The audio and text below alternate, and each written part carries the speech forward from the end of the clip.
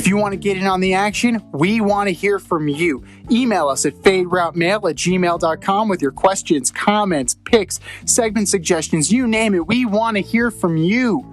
We're on Instagram too. Slide in our DMs at Fade Route Podcast. Get at us. Happy Festivus. I got the Rams destroying COVID. Is that the ball? Man. Adam Gase. That is all. I lost my train of thought. 0-14. Another Festivus Miracle. Okay.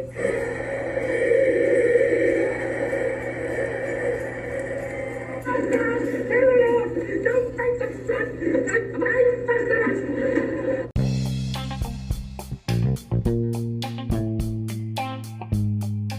Welcome to the Fade Route with D and Z. Here are your hosts, D and Z.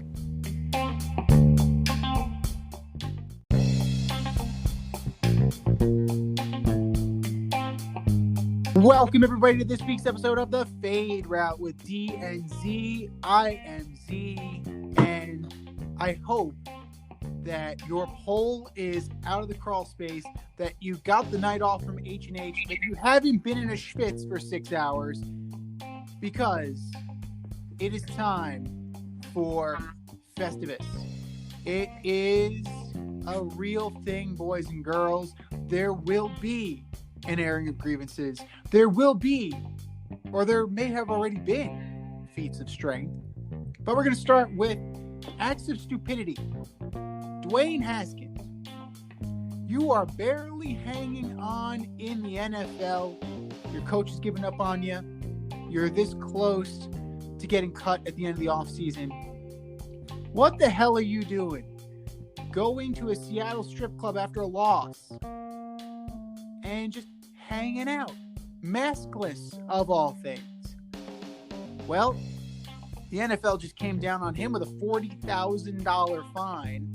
And my only question is this: who took him more for a ride, the NFL or the strippers? And here he is. I've known this guy since our days on Carousel Shoes, flight crew through and through, the last QB in St. John's history. What's up, D? Happy Festivus. How's it going, man? Happy Festivus. You know, in the beginning, I was kind of upset with him because he went there after a loss. But then I realized he went there because they lost. He needed something to cheer him up.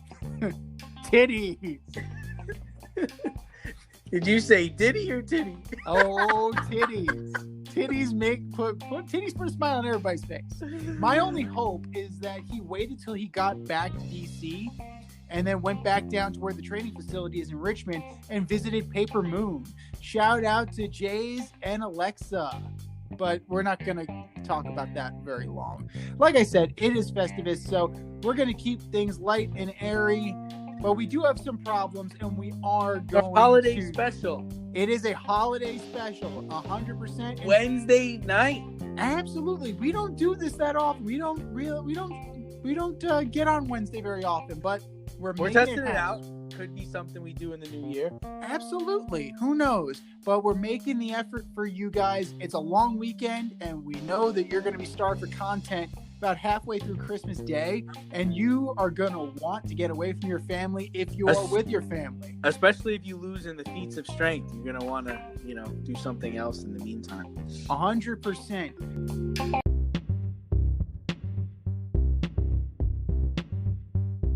It's time for the Fade In, where we give a nod to the trending sports stories of the week. And speaking of the feats of strength, on Sunday, the New York Jets broke the schneid. They did their very best to give it back to the LA Rams, but it is over. They are on a one-game winning streak after they beat the Rams 23-20. I really have nothing to say about this because I didn't think in a million years it would happen. I will cede my time to you. Yeah, I mean, a lot of people were upset with the Jets winning this game. Their chances of getting the number one overall pick are pretty slim now. Looks like that's going to go to Jacksonville. But you know what? You play to win the game. A la Herman Edwards on that one. Hello? So, just for our listeners to give them a little history, there's only been a few teams that have actually finished the season with no wins. You've got the 1960 Dallas Cowboys going 0-11-1. You got the 1976 Tampa Bay Buccaneers who went 0-14. 1982 Baltimore Colts went 0-8-1. The 2008 Detroit Lions went 0-16. And the 2017 Cleveland Browns went 0-16. Shout out to Regina in Farmingdale who wanted us to let her know what teams were not able to get wins in the NFL in the regular season. But in my opinion, what happens now is, now you're going to go forward with Sam Darnold. Now the decision is made. And yes, there are games left in the season. It's a possibility Jacksonville could win a game or two, even though I think they're trying to lose. It's possible that the Jets do still end up in the number one pick, but it's probably not going to happen. But now your fate's set. You're tied to Sam Darnold. You're going to ride him out. So now what do you do at number two? People would say go after an offensive lineman. The guy Sewell from Oregon, he's a left tackle. You already have a left tackle. Maybe you can move him inside, or maybe you can move him to right tackle. You could get the Miami defensive end, Greg Russo. You could trade the pick. People are definitely going to be vying to move up to get certain players that they want. You don't take Justin Fields from Ohio State. That's not the answer. You could go with a Devonta Smith from Alabama, but hey, man, you played to win the game. You won the game. You beat that was their Super Bowl. They beat they beat a Rams team that is probably going to the playoffs, and they shocked them. All I can say is this. It took them a really long time to have some fucking pride. Like, that is insane to me. The only guy, the only guy on that team that showed any semblance of shame, any semblance of pride, was Frank Gore. And Frank Gore said, I'm not going out on an 0-16. And he played like it on Sunday. You know what? Marcus May, you showed up. Good for you. Congratulations. Sam Darnold had a decent game. I mean, he's not a world beater. He's never claimed to be. He's never going to be, at least in this organization, under this coaching regime.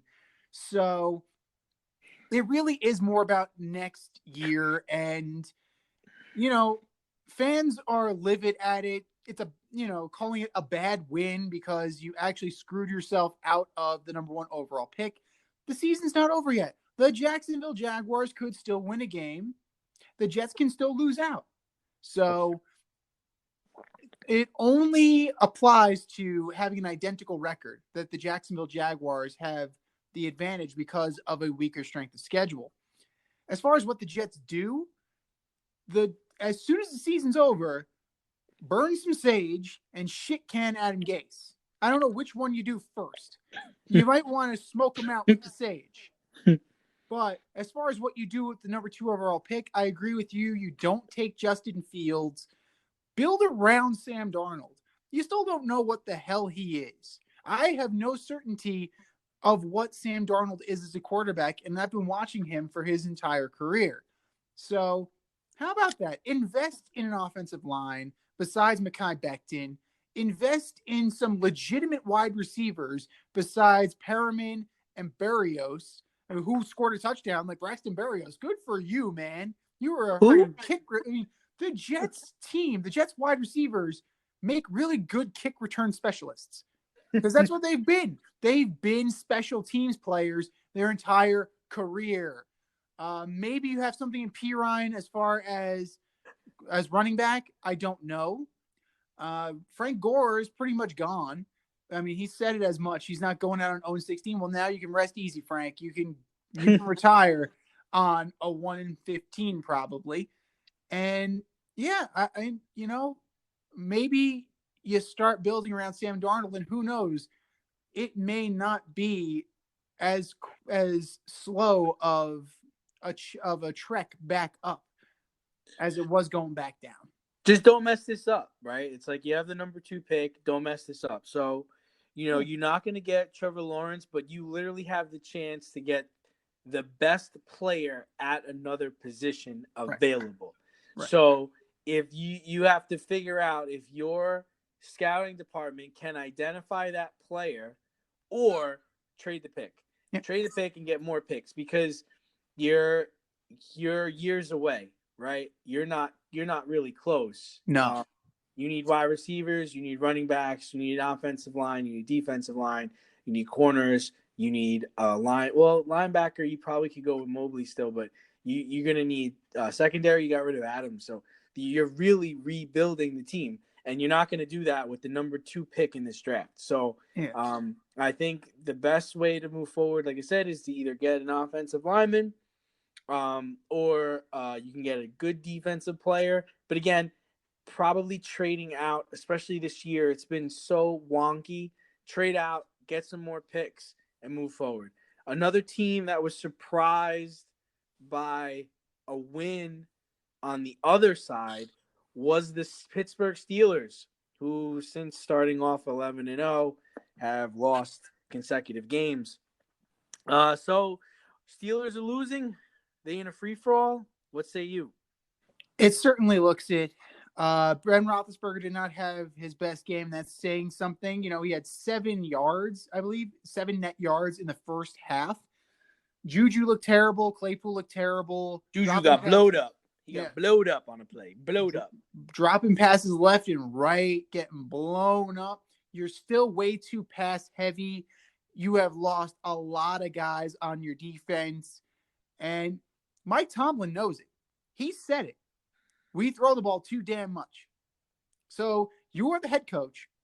Do something about it. Did he really say that? He really said that? He did. Yeah, he has acknowledged the fact that their offense is not what he wants it to be. Their offense is predictable, and it's embarrassing. Like, if they're 3rd and 1, and they can't get a yard. Like, you're the Pittsburgh Steelers. You can't get a yard? No. Against the Bengals. Against the Bungles? Exactly. And they traded Dunlap. They traded their best players.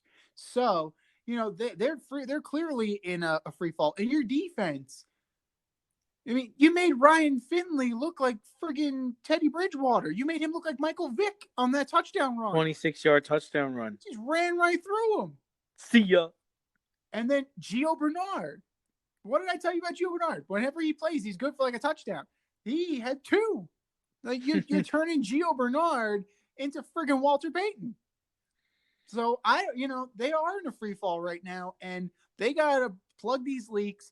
They got to stop the bleeding quickly because they lose this weekend. I mean, we didn't get into our picks yet, but I'm sure you have them losing to Indy this weekend. Absolutely. I mean, the way they're playing right now, you can't trust them. Ben appears to be almost in a fog, like almost like a fighter who's been punched too many times in the face. Like, he's sitting back there, and there's no urgency, and it doesn't seem like he can complete the deep ball. These guys can't catch the passes. Somebody got to test Ben for COVID. Does he have COVID? Like, what's going on with you, man? And he wants to come back next year. You want to come back looking like that?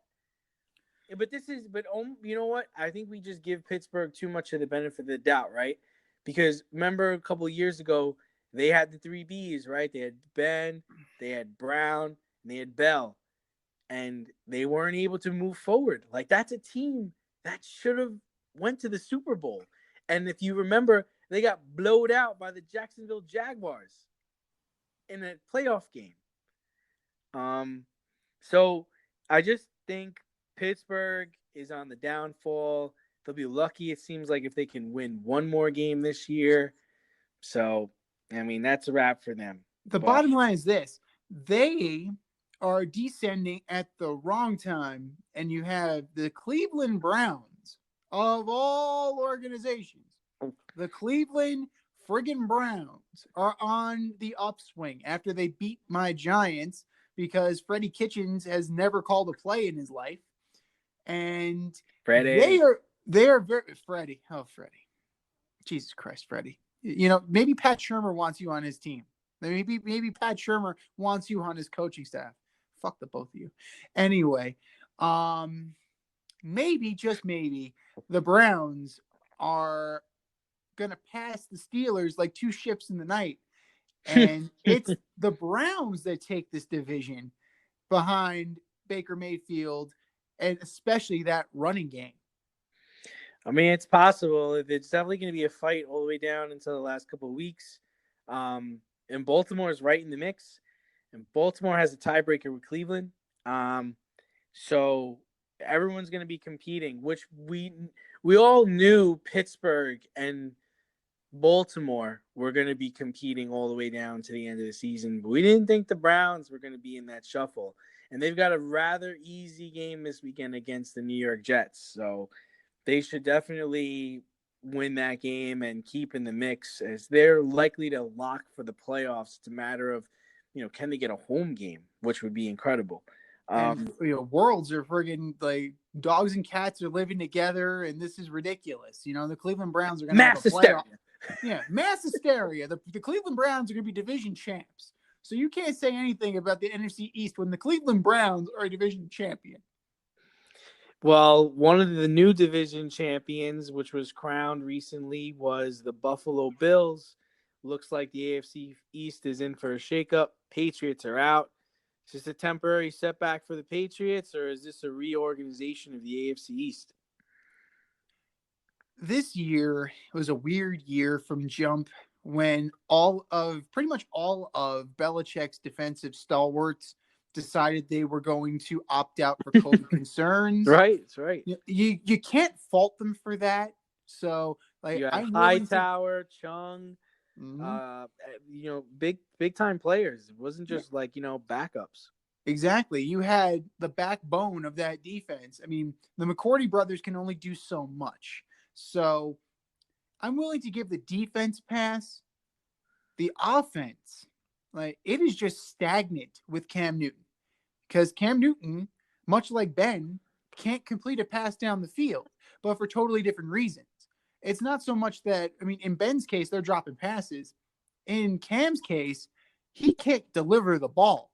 So he's getting outclassed by guys like Jacoby Myers, who threw a friggin' beauty of a touchdown pass. And he was a quarterback in college. So it's one of those things that, maybe Cam is still recovering from COVID. And he said, physically it takes a long time to recover. If I'm Belichick, I'm not willing to give him the benefit of the doubt based on what I've seen from him. Ultimately, I see it as a temporary setback, but they definitely need a quarterback. I think everyone, I've been seeing it for like the last 3 or 4 years now, that I thought the AFC East was in for a shakeup. Even when Brady was there, I really felt like Buffalo and Miami were starting to turn the corner. More so Miami than Buffalo, but Buffalo's kind of proved that they're ready now, right? They've got their quarterback. They appear to think that they have their running back in Moss and Diggs. And, their defense needs to play better, but they have a defensive-minded coach, so they should be formidable. They're going to become formidable there. Miami, they have Jones and Howard, who seem to be able to be the backbone of their defense from a corner perspective. Their offense with Tua and some young guys, they can compete. And to the Patriots, like you said, they lost like 8 players from COVID. They're still gonna figure. Damian Harris appears to be the guy who can really run the football. Sony Michel can run the football. They're gonna get Rex Burkhead back. So running back perspective, they're fine. And offensive line, they have actually one of the best offensive lines in football. Like, their 5 guys all rank within the top 25 of offensive linemen. Yeah. So they're fine there. They're just gonna have to figure out who their quarterback's gonna be, and they're gonna have to get somebody other than Julian Edelman to catch the ball. So they might be a candidate to draft, a wide receiver if they can in the upcoming draft. And then you got the Jets, who we mentioned a little earlier. They're obviously in a building area. They're gonna have to get draft picks. I think they're gonna move forward with Darnold. Williams seems to be a formidable defensive tackle. I think they had to put him on IR today, but I don't think it's temporary. I think we're gonna see a new. It's gonna be kind of like that AFC South a couple of years ago, the NFC South a couple of years ago, where a different team won the division every year. You're not gonna see any team in the AFC East rattling off 11 straight years of winning the division. No, definitely not. But also at the same time, let's not be too quick to crown the Miami Dolphins, because although that game was a 10-point win, Tua Tagovailoa did not exactly inspire. So maybe they pulled the trigger too early on him. It remains to be seen. But if you have a competent quarterback back there that can actually deliver the ball on time and deep, the Patriots probably walk away with that game. Yeah, I mean, I believe the score at halftime was like 6-0. And I think we were texting each other because I think there was like a fake punt. Yeah. So they used some tricks, and Miami was down a lot of players. Believe their tight end was out, Parker was out. They weren't playing with a full deck. But we also talked about this too. New England doesn't always play well in Miami. They always go down there and kind of shit the bed. And they did that, I think, last year, where they had a chance to lock up like the number 1 seed, and they got beat, I think, at the last minute from the Dolphins. No, they absolutely did. And it really was a house of horrors for Tom Brady and Bill Belichick, and it continues to be so with the different quarterbacks. So clearly, Coach Flo knows what he's doing on defense, and the offense is still a work in progress. You get Gesicki back, you get Devontae Parker back. They have a pretty good run game. And if Tua can, discover how to be a pocket passer in addition to running, that makes you a dangerous team. That makes you the Buffalo Bills. Yeah, I think they're going to be okay.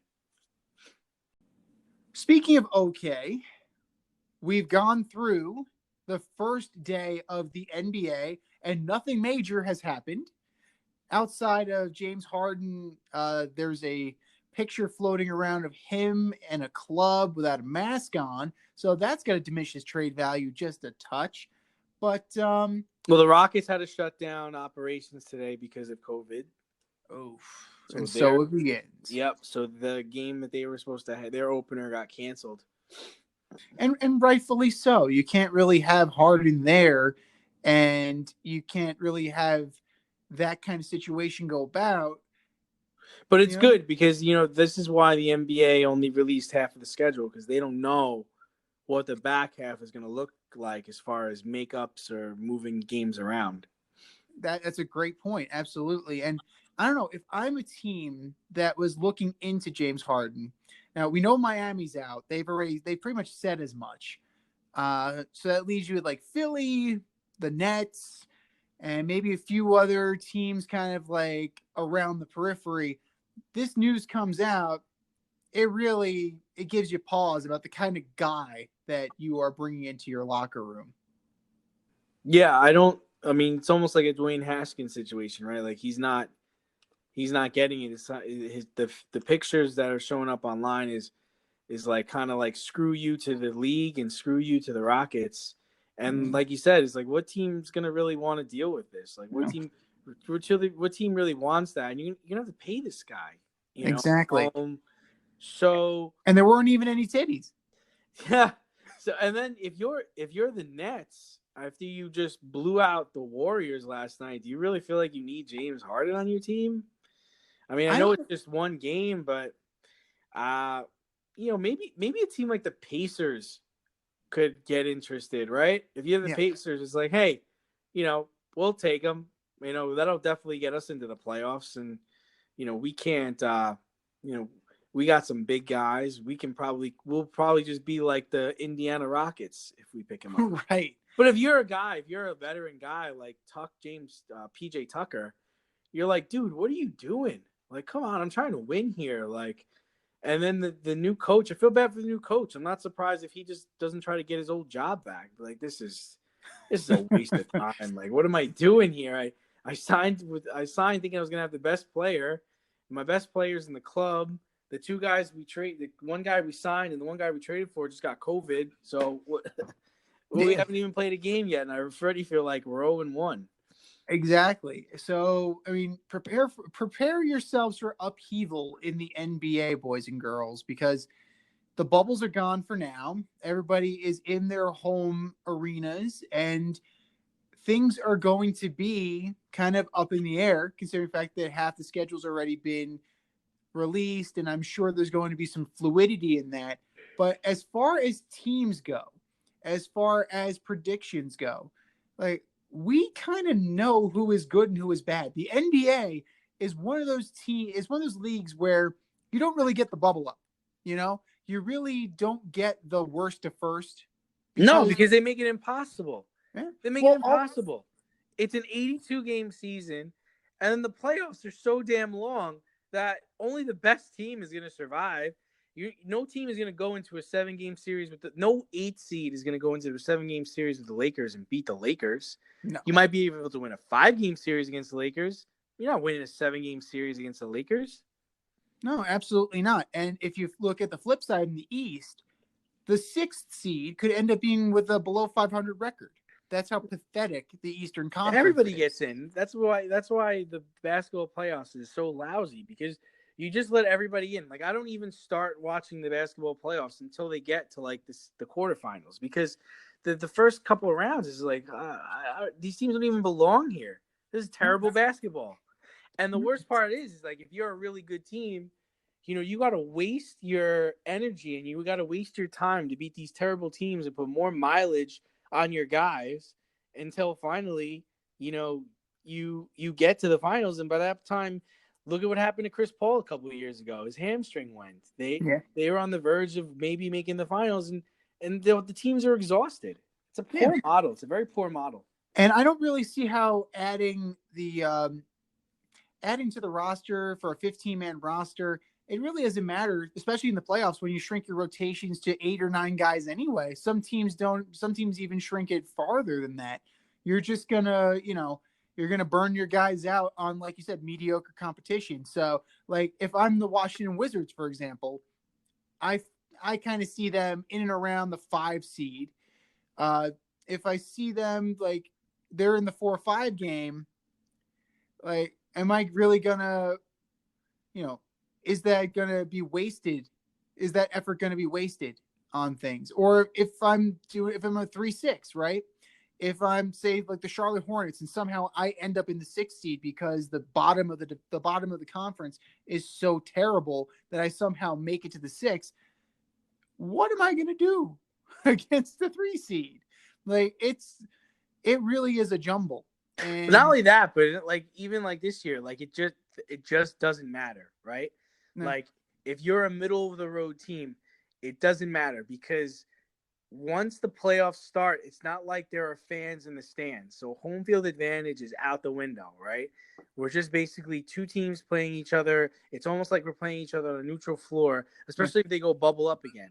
So basically, we have 82 games or 59 games or whatever they wind up settling on. It's seeding, and it's seeding in a situation where the seeding doesn't matter. It doesn't matter if I'm a 3 playing a 6. What does it matter? Because I don't have Game 7 is going to be there, but there's no fans in the stands. And you know what? I kind of like the hotel next to the Staples Center, so it works out for me. Like, you know what I mean? Like, that's the whole thing. Is like they don't really the NBA hasn't figured it out yet. They haven't figured it out that you rather have competition. I think we're going to get into it in our next segment, but just to finish with our NBA preview, is for me, there's only a few teams in the East that matter, and that's the Nets, the Raptors, the Bucks, and the Heat. Those are the teams I think we're going to see at the end in some way or another, right? Yeah. 76ers, I think, are a year away because they just got their new coach and they're still trying to feel things out. Unless Harden comes out there, Same thing with the Hawks.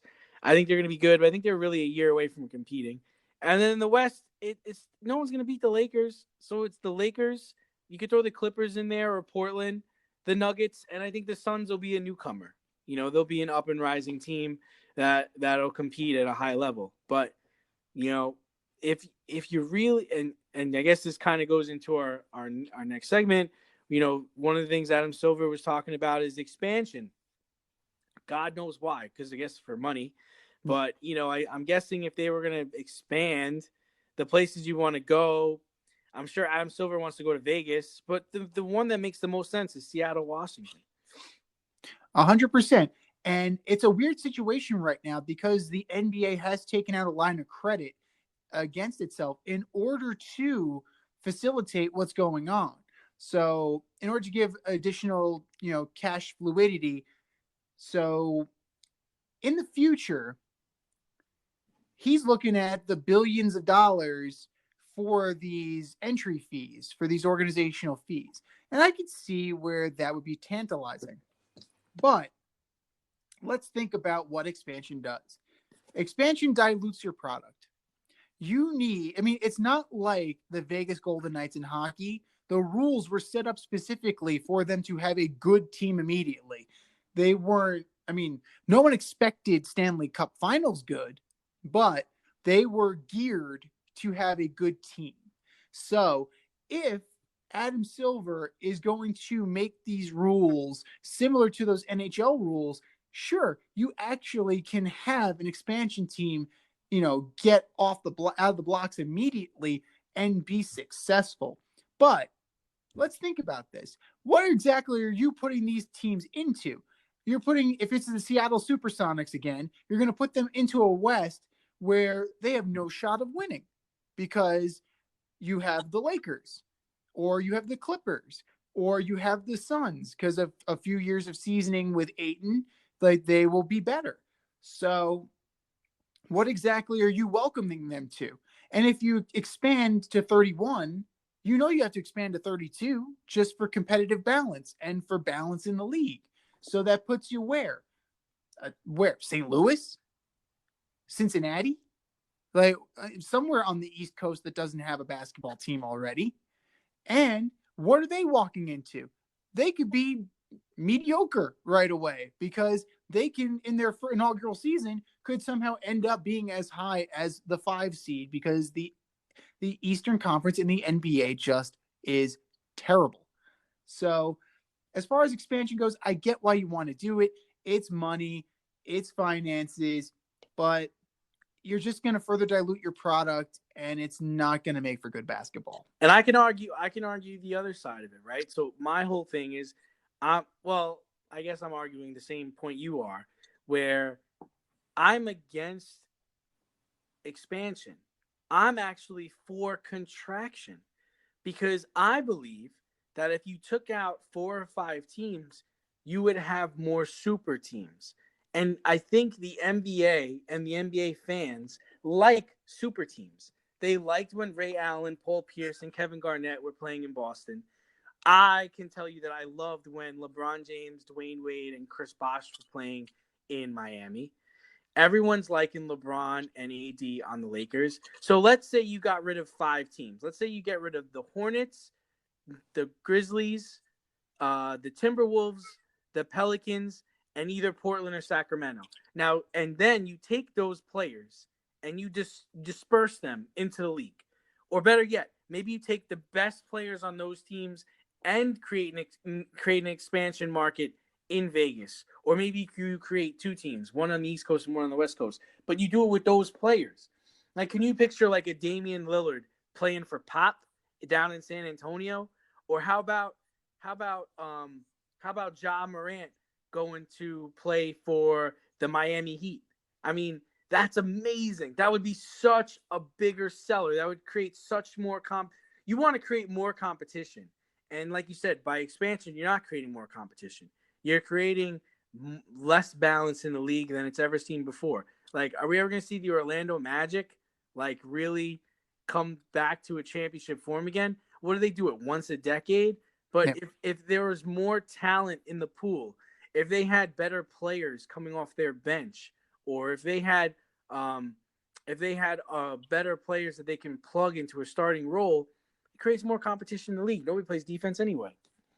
That's true. Absolutely. It's completely an offensive league. And contraction would be a great way to facilitate deeper teams, but at the same time, the NBA and sports in general are never going to go that Never way. gonna go for it. Never in a They'll million move years. teams, but they're never gonna contract teams. But Right. I mean, Well, man, think you would about it. create Think about such competition. It'd be so yeah. great. Well, think about Major League Baseball, right? When they were considering contracting the Twins and the Expos, but they brought in the Rays and the Diamondbacks. So it's really it would have been a wash at that point. But the distribution of the talent is what is actually I find very intriguing on your part. If you were Adam Silver and you were going to contract, what teams would you contract? What markets would you find as unnecessary? Yeah, and like I said, I mean, I'd start with Memphis. I don't need Memphis. I don't need Minnesota. I don't need New Orleans. I don't need Charlotte. And I could probably do without Portland or Sacramento. And I'd lean towards Sacramento because I already got teams in LA. What about Milwaukee? See, Milwaukee's a tough one, right? Because they have Giannis. It'd be hard to take him after. It'd be hard to, if they didn't have Giannis, I would be fine with contracting Milwaukee. I would, you know. Well, the smallest market is also San Antonio. San Yeah, Antonio is an extremely small market. yeah. I mean, But they have a winning history there, and they actually sell tickets. Like they have fans. Like FedEx Forum is not getting sold out. All right. No. Target Arena is not getting sold out. Not with those guys. No. And the other thing is like, look at a team like Minnesota Timberwolves. I mean, the NBA season literally goes from October to June. So from, I'd say, November to February or March, they're playing in around 0 temperatures, 12 degrees. And I know they're playing inside, but like me as a basketball fan, I'm not flying to Minnesota to see Minnesota play anybody. I'll fly to LA and watch the LA Lakers take on a team. I'll fly to Miami, see Miami play on a team. We're from New York. I could go to Madison Square Garden. Anybody would want to go to Madison Square Garden to watch a basketball game. No one's flying to Target Arena to watch the Minnesota Timberwolves play. Like, that's for just sure. think of it from a financial standpoint. You create such better competition. And at the end of the day, this is what the players want. Like, they're all calling each other in the offseason, trying to get them to come and play. Come play here. Come play with me. I'll team up with you. You team up with this guy. Like, that's what's happening in the offseason. If we got rid of 5 teams, you would make 10 teams better. Like, literally, 10 teams would become better. So you'd have 10 really good teams competing every year. I'm talking about in the East and the West. And when you have your 8 playoff teams, 6 of those playoff teams are going to really freaking compete for the championship. Like, you'd have better opportunity for a 6 seed or a 7 seed to get to the finals. Definitely. And then the Knicks will finally have their superstar they've been looking for since Patrick Ewing got traded. All right. Gun to your head. Your NBA finals matchup. Yeah, I'd probably go with the Lakers and the Nets. Chalk. It's gonna be hard. It's gonna be hard to beat that team, man. It's gonna be hard to beat that team if they're playing like the way they played last night. Like, you gotta understand, DeAndre Jordan's gonna get every single rebound. He got 11 boards last night. No, absolutely. And the art of being a big man is a dying one. So, as far as predictions go, I mean, it's the safe bet. It's the most logical bet. But you know what? Sometimes you just got to go with your gut. And I think a year away for the Warriors was 1 year too many. So I can see them going back to the finals. I'm not saying it's going to be a sweep. I'm saying it's a hard fought series. The Lakers and the Warriors are going to be 1-2 in the Western Conference. I could definitely see that. And, 7 games all the way. And as far as the Eastern Conference goes, yeah, it's a slog. The Heat bubbled up out of nowhere last year. So, you can't say they bubbled up out of nowhere because the dynamic was so much different last year because they were playing in the bubble. Like a team like the Milwaukee Bucks were neutralized in the bubble because every advantage they had as far as home court, people coming to play them, dealing with Giannis was eradicated. It just True, wasn't. but in terms of talent, the Heat were not supposed to be there. I think we both agree on that. They were projected as being at least a year away. So I think you could say they came a little too early, but as far as like picking a sleeper team out of the Eastern Conference, it's difficult to do so because you have the underachieving Celtics, you have the Nets. I that's going to be a freaking train wreck. So I'm actually rooting for that to blow up. So I want to see that in all its glory, and we'll get to that in our next segment. But it's hard to predict an unpredictable team out of the Eastern Conference because we've seen a lot of these guys already, and they haven't been impressive to begin with. So, if I'm forced to take somebody, I'm going to go Warriors Nets. I mean, I disagree. I just think basketball is one of the sports where you literally could predict like the final four teams, like because it's such a star-driven league. Like stars make the end. Like stars will be there. That's why we both said Nets. Because why? Because they have two of the top 10 players on their team, right? And if we're going to talk about, I know you were talking down about Boston and down about Miami, but you can't rule out them being in the mix or being there. They're too star heavy. No, you can't rule them out being in the mix, but And especially, I mean, in the West, I mean, you love it. You're slurping the Warriors, but man, they got to beat the Clippers. They got to beat Dallas. How about Denver? Denver was killing people last year, like killing people. Like there's a warrant for their arrest last year. The Jazz are very good. The Suns are up and coming. Portland made some noise. I think Portland's going to be better. Like the Clayless Warriors, they're going to be okay, but I just don't. I don't like. If you watch the game last night, they can't defend anybody. Like who's gonna? They can't stop. They'll go out there and try to outscore you. They're gonna run with you, but they're missing a splash brother. They're trying to play their new form of basketball with Wiseman, and it's gonna take time for that to work. They're well, probably 2 or 3 years away from if that you system recall, working. I did send you that Instagram from Bleacher Report about potential trades, and I'm not saying, but I'm just saying, who's to say that James Harden doesn't end up there? Yeah, that would be great. That would be insane. So if James I know Harden's they there, they wanted could just Giannis. blow They fucking people wanted away. Giannis, and he signed an extension with the Bucks. But we were even talking about the idea of maybe Harden going to the Nuggets, which would be incredible. Yeah, but I I need to see what the package would be. If it's Murray's a little too rich for my blood. Porter Jr. maybe, but I really don't want to. I don't want to take Murray off of that team, and it's going to take one of the big guys to get him. I don't think so. I don't like if I'm the Rockets owner, I want Porter Jr., I want another player, and I want 3 picks. Boom. Why wouldn't you give that up? You're gonna be able to play Murray, Harden, and Jokovic. No, yeah, no, Jokic. we're in agreement. I You're not gonna. I don't want to get rid of Murray. Absolutely No, not. you don't I think have Jamal to. Murray's good. No, if I'm the Rockets GM, I don't need him. I'm gonna build. I need to build a new team because me taking on Murray doesn't help me because I gotta pay Murray. I don't want to pay Murray. Like I'll take Porter Jr. He'll be one of my assets. I want another player, and then I want 3 picks. I want 2 firsts and a second, and that's it. It's not even a negotiation. That's what I want, and I don't see why Denver should do it. I mean, for a team and for a player the caliber of James Harden, just talent wise, I'm not talking about the person. Talent wise, absolutely, you make that trade.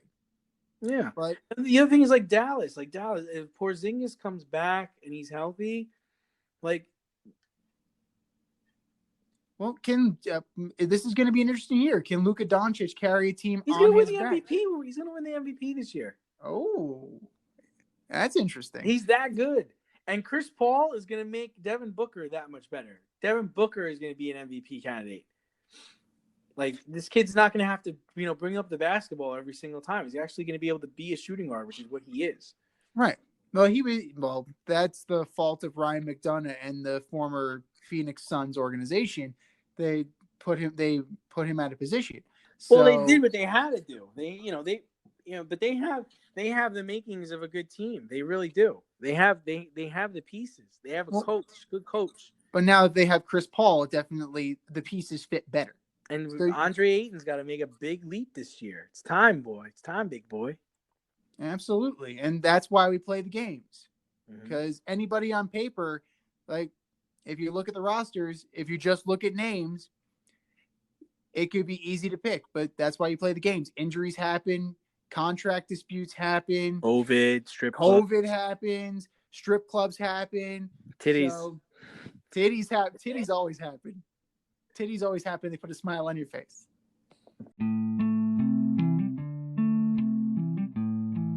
Welcome, newcomers.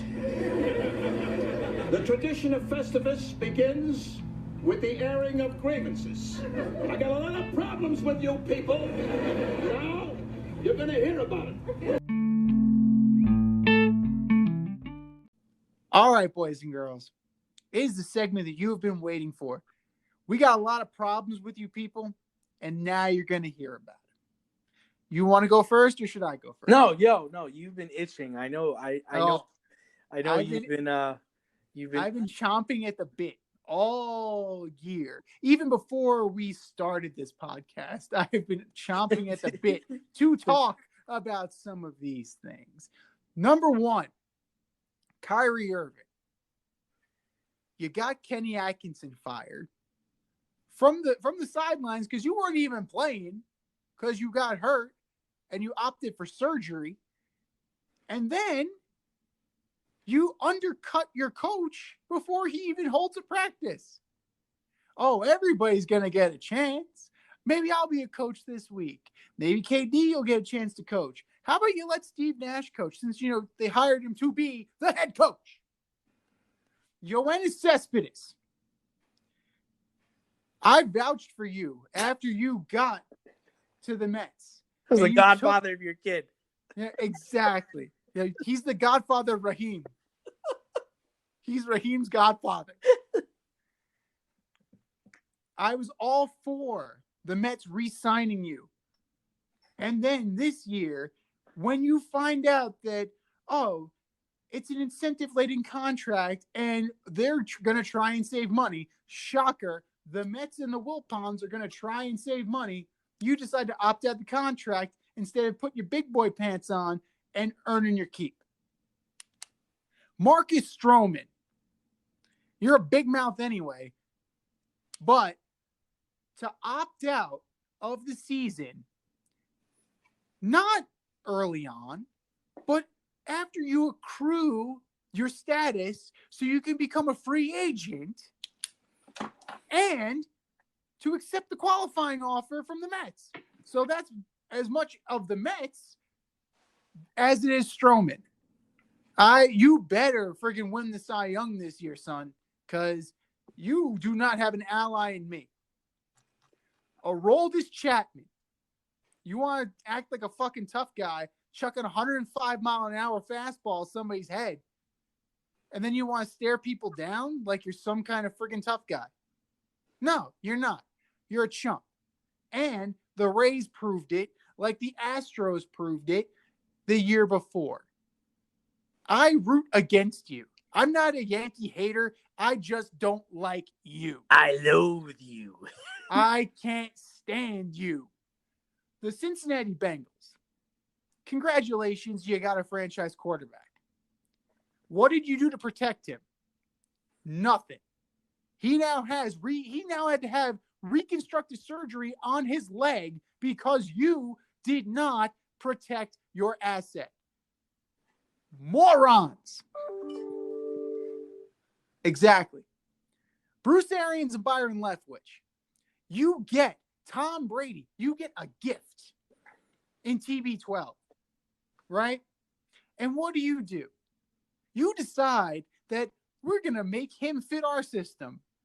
No, You go to his house and you say, Mr. Brady, what offense do you want to run?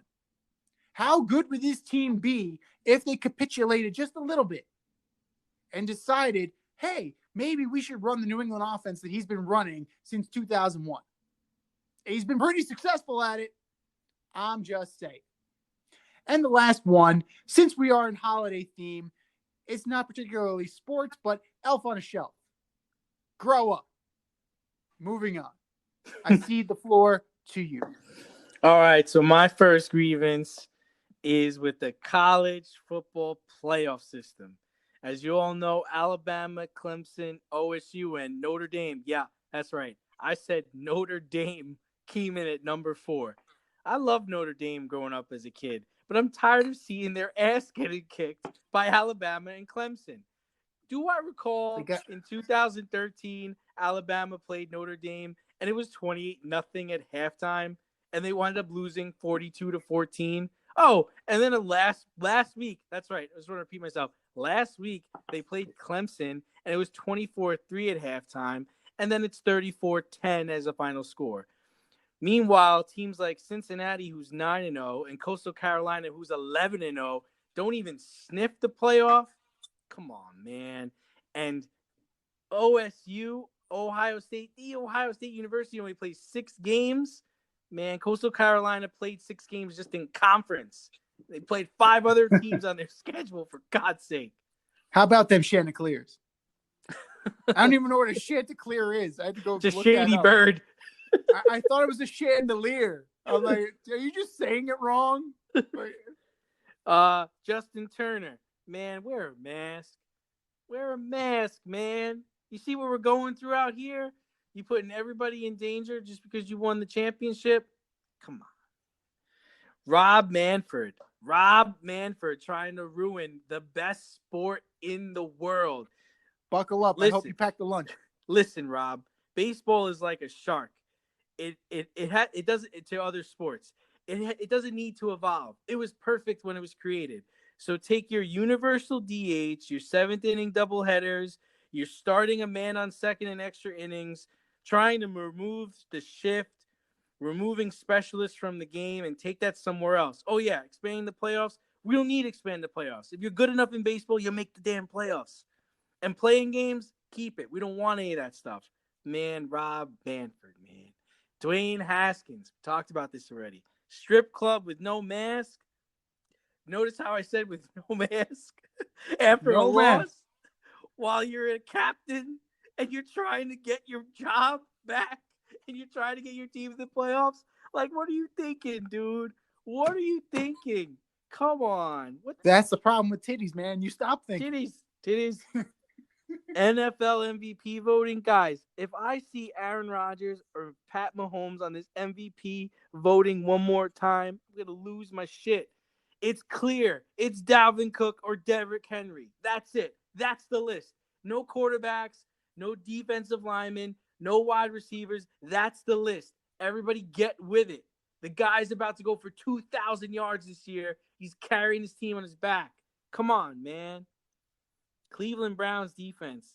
Man, Lamar Jackson goes into the locker room, takes his shit, comes out, and beats you on 4th and 6. Come on, man. What are you doing? This guy he's playing Madden out there on you. He had a chance to lock this thing down. He comes out and he torches you and wins the damn game. Guy's got toilet paper on his fucking cleat. I mean, come on. The Rams. How do you guys... you were so fixated. You could tell Sean McVay was so fixated on beating the Patriots because, I want to avenge my Super Bowl loss. I want to really, show Belichick how great of a coach I am, that you didn't prepare it all for the New York Jets. They came into your place. They blocked a punt. They just embarrassed you on your home field. You just proved to me that you will never, ever make the Super Bowl again. You got to get your stuff together, man. And last but not least, the Milwaukee Bucks front office botching this Bogdanovich trade so bad that you just lost a 2nd-round pick in 2022 because you can't get your shit together. Get your shit together. So was it good for you guys? Gosh, I'm spent. Swipe left or swipe right?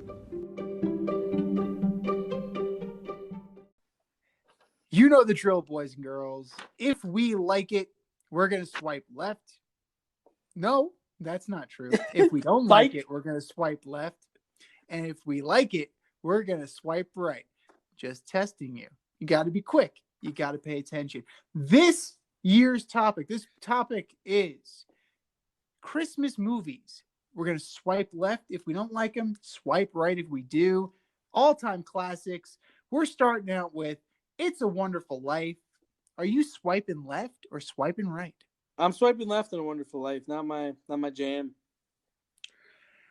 It's a terrible movie, really. It's so depressing and makes me want to put a gun in my mouth when I watch it. And it's on every damn year. National Lampoon's Christmas Vacation. Swipe left, swipe right. This is easily a swipe right. Shitter's classic. You checked our shitters? Swiping right on that one. No doubt about it. Home Alone. A Christmas classic for sure. We're not talking about the sequel. We're talking about the original with Macaulay Culkin. We swiping left or swiping right? I'm swiping left, but man, I wish I was Mr. McAllister. When you think about it, I mean, the guy got tickets for his whole family to go to Paris. Clearly, that guy's a drug dealer. Him and his wife sat in first class. That's $10,000 right there. Yeah. I'm swiping right on it. I mean, it's a good movie. I don't necessarily think of it as a Christmas movie. It's a movie set at Christmas. There is a little bit of a difference there because if you take that story and you write it and you put it in the summer and they're just going to Paris for summer vacation, the movie still works. You know, it has nothing about the magic of Christmas and all that stuff.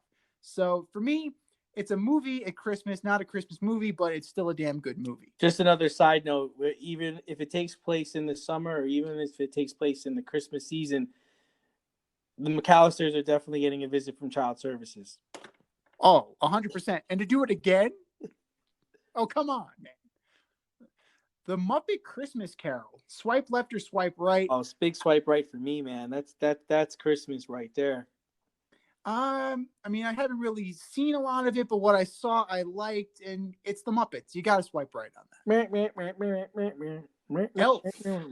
Oh, Elf. I am swiping left. This is the most annoying movie I've ever seen. Will Ferrell is terrible in it. Zooey Deschanel is and they ruined Sonny Corleone. I don't know how you ruined Sonny Corleone like they did in that movie. Big swipe left on Elf. Yeah, I'm swiping left on Elf. The Nightmare Before Christmas. Swipe left or swipe right? I'm swiping left because I think it's more of a Halloween movie than a Christmas movie. I can see that, definitely. It's a Halloween movie, more so than a Christmas movie, but still a good movie, so I'll swipe right on it. And I'm not even a Tim Burton fan, and I'll watch that. Hallmark movies, an umbrella term, not any specific one. Hallmark movies in general, swipe left or swipe right? Swipe left. Not a big fan of the Hallmark channel, unless they want to become a sponsor. I am a big Hallmarky. I'm swiping right on this one. It's nice to know that they all end relatively with a happy ending. Because of your days of papyrus. Exactly. Absolutely. And it's, sometimes you're such a homer. You need to be hit in the feels. Sometimes it's okay, man. Jingle All the Way. Swipe left or swipe right? Swipe right. I want a Turbo Man doll. Oh, God. It's such a good movie. And, Schwarzenegger's got range. Who knew? Swipe right on that one. A Charlie Brown Christmas. Swipe left or swipe right? Swipe right, baby.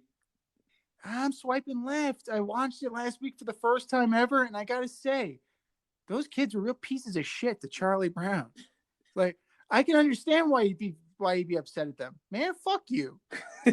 I'll cut you. I'll cut you, man. Even his own dog, man. His own fucking dog. His life is a country song. It's terrible. Rudolph the Red-Nosed Reindeer. Swipe left or swipe right? Swiping right. Same here. It's a classic. It's a classic for a reason. And you know what? the themes still really shine through. I watched it a couple weeks ago and still puts a smile on my face. And last but not least, The movie or the strip club? God, nice to see you, Mistletoe. God knows what was happening under her. Anyway, the most controversial one, Die Hard. Swipe left or swipe right? I'm swiping left because it's not a Christmas movie. Like I'm in that camp. See, I'm swiping right. If I'm going to swipe right for Home Alone, I'm swiping right for Die Hard. You know, it's a good quality movie. And again, if you do take that, it's a movie set at Christmas, it's not really a Christmas movie because it really doesn't have the overarching themes that we look for in Christmas movies. But you know what? Sometimes it's okay to be a little bit different. Sometimes. And Die Hard is definitely a different kind of movie Come to the than all of coast. these. We'll get together, have a few laughs. Have a few laughs. Now I have a machine gun. No, Ho, ho, ho. Now I know what a TV dinner feels like. Classic one-liners. And we didn't even mention the most famous of all. Yippee-ki-yay, motherfucker. All these terrorists, and I find the one who's got feet smaller than my sister. Classic. And of course, you also have the father from Family Matters on there. So come on. It's great. Yes.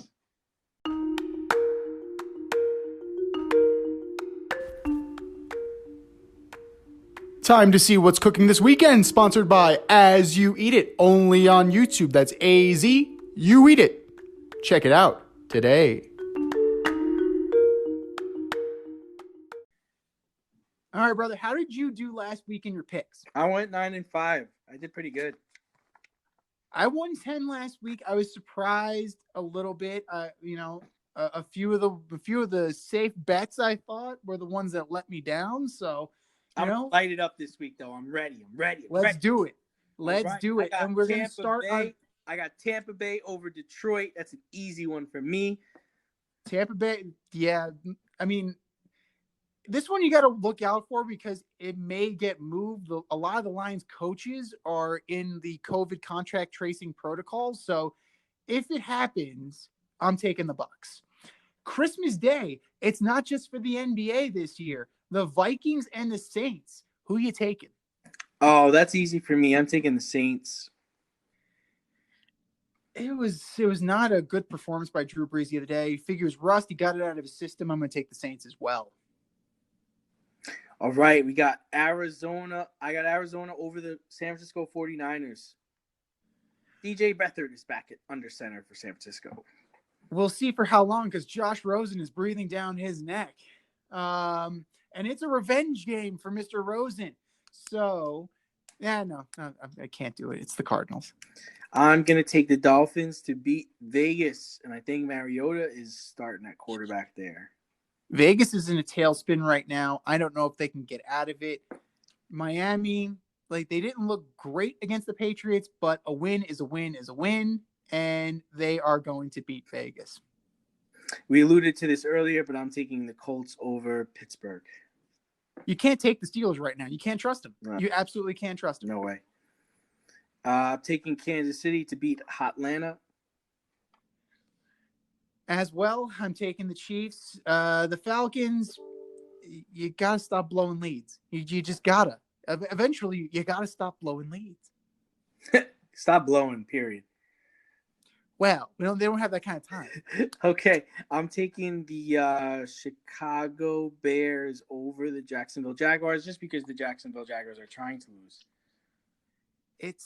I mean, what else can you say? It's not impressive. I mean, it's not because we're impressed with Nagy or Trubisky or anybody on the Bears. It's just that they're playing the Jags. So Bears it is. Okay. This was a tough one for me, but I'm not going to take the Cincinnati Bengals to lose. I have Houston Texans beating the Bengals. It's definitely interesting considering the result on Monday, but I got to go with the Texans too. I mean, they're on paper a better team, but games aren't played on paper, so I wouldn't be surprised if the Bengals won. Okay, I am taking the Ravens to beat your Giants. Well, The Giants did not look good on Sunday night. Alluded to it before. Freddie Kitchens was calling the plays, not Jason Garrett, who is in the COVID protocol. That being said, even if Jason Garrett is back, I don't see them hanging with the Ravens. Okay. I'm taking the Browns to beat the Jets, even though it would be interesting to see if the Jets won again. It would be hilarious if the Jets won again. But yeah, no, I can't see it happening. I can't see lightning striking twice, and the Browns are on too good of a roll right now. Okay, I've got the Panthers beating Washington just based off the fact that Alex Smith's not playing and the whole Dwayne Haskins situation. Well, so that leaves you with Kyle Allen at that point, right? I believe because Haskins has to be done. No, right? as of right now, Haskins is the starter. That's what Ron Rivera said today. Haskins is starting unless Alex Smith can play. Well, hope to God Alex Smith can play. The Panthers just fired. I believe they just fired their defensive coordinator. Really? So I believe so. If I read that correctly, I could be wrong on that. But either way, like they haven't really been that great this year. So they beat the Packers pretty good. I mean, they played the Packers hard, but I don't know. I just don't see it. I think the football team's going to take it. Okay. I have an upset. I got Denver beating the Chargers. That game is in LA. That's tough. That's a coin toss game just because of Anthony Lynn's inability to close for the most part. I mean, granted, they've been on a little bit of a roll here, and Justin Herbert is the rookie of the year. Close football games, right? It's going to be close. It's definitely going to be close. Badgley is not doing well right now, so if it comes down to a field goal, you take McManus over Badgley, but I don't know if the Broncos are going to be able to keep it that close. I'm going to take the Chargers. Okay, hope you're right because I have Justin Herbert starting for me in fantasy championship. Okay, Justin, take care of him. All right, I'm taking Philly over Dallas. It's my 2 bowls of shit theory, so I'm trying to figure out which one stinks less. The Eagles have the defense. I'm going to take the Eagles. Yeah. I'm taking – okay, this was a tough one for me, but I'm actually taking Seattle to beat the Rams. I think that the loss to the Jets, if the Rams have any pride, it woke them up, and they realized that they need to try all the time. So with that being said, I am going to take the Rams in this one because I think they're going to get the egg off of their face. I hope you're right because I'm starting the Rams defense in fantasy. Rams defense, get it done. All right, this is going to be a really good game. This is a Saturday night game. Got Green Bay over Tennessee. That is going to be a really good game. This is the game of the week, boys and girls, right here. This game right here. Derrick Henry versus Aaron Rodgers, basically. And let's just call it what it's going to be. I'm going to take the Titans. I think the run game will control the clock and keep Rodgers on the sidelines. Tannehill actually having a better statistical year than Aaron Rodgers, FYI. Again, dogs and cats living together. Necessary. I'm taking Buffalo over New England. They get the sweep this year. That'll be some legit bragging rights in Orchard Park. So I'm going to take the Bills. It's not close right now. And I can't believe I'm saying that about a Bill Belichick coach team. It really is not close. All right. Well, that does it for our pick segment. Thanks for tuning in tonight for our Christmas special. You can catch our podcast usually on Friday nights on Anchor or Spotify or anywhere else podcasts are offered. Until next time, stay faded, everyone, and have a Merry Christmas. Merry Christmas, guys.